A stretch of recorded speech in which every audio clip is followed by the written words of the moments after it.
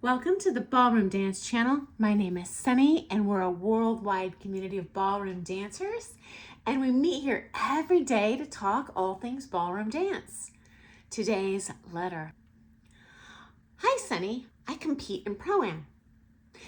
And I notice in some comps, one couple is significantly better than everyone else on the floor.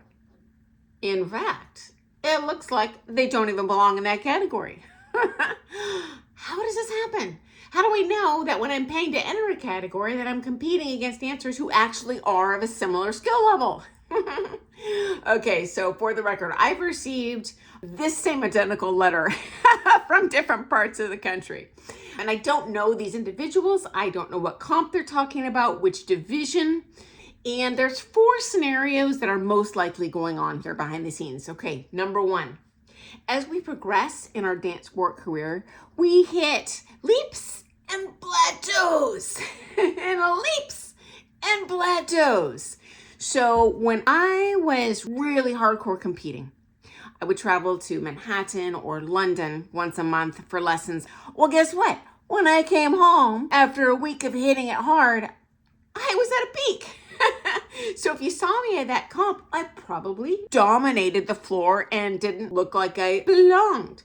But you know what? If you had seen me dance 3 weeks earlier, I would have blended. This is why we compete, so we can have an empirical evaluation of our dancing. Because me as a dancer, I never know for sure. Maybe I suck. I don't know. There's a dancing I did, the dancing I wanted to do, the dance I thought I did, all different animals. That's why we compete, to be evaluated effectively. Okay, number 2, it's possible that these competitors are strategically entering that comp. Guilty, I'll tell you what I did. I wanted to win each level going up through bronze, silver, gold, novice, pre-champ, championship. At nationals, I took a lot of lessons. I was growing fast. So I couldn't enter all the comps I wanted to, or I would have pointed out, because in USA Dance, in NDCA, there are rules that prohibit you from winning a certain number of times in a certain size of comp. You accrue points and then you're no longer allowed to compete in that division. It prevents sandbagging. Okay, well, I know the rules and I'm a rule follower. So I strategically planned which comps I would do. So there were times where I'm like, I can only get one more point, and I'll point out, well, I want to win nationals this year. Well, I'm not going to do this comp, this comp, this comp, because I'll win it. And then I won't be able to achieve my goal at nationals.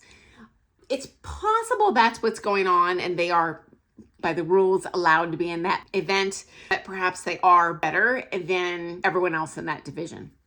Okay, number 3, pros might bring a harem of 20 students. Well, guess what? I got 5 ladies who were in the adult B, smooth, silver. You can't enter everyone in that division. And there tends to be bottlenecks of divisions where, oh gosh, I've got a bunch of students in that one division. Well, at that point, the pro wants as many entries as possible. They're going to jam square pegs into round holes just so they can get as many entries as possible. Okay, final possibility here, sandbagging deliberately. So that competitor goes in, everyone knows they won that division X years in a row, and they have pointed out the rules don't allow them to enter that category. You know what? They do it anyway. So they can use that lower round as a warm-up for the actual category that they really are there to win. Is it fair? No. Is it against the rules? Darn tootin'. Do they ever get called out? I've only seen someone get called out once, and that was only because another competitor complained.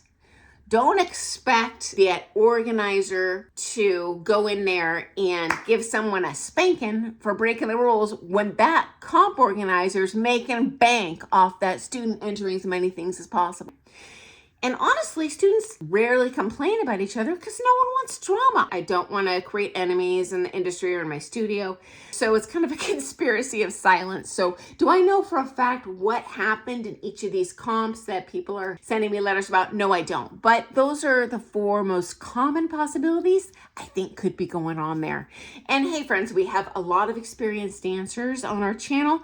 If you have some other ideas of what these folks might be encountering, hey, give me a shout out in the comments. Okay, I look forward to seeing you first thing tomorrow morning for some more Things Ballroom Dance, guys. Awesome questions. Thank you for sharing your stories with us. Okay, guys, see you tomorrow. Happy dancing.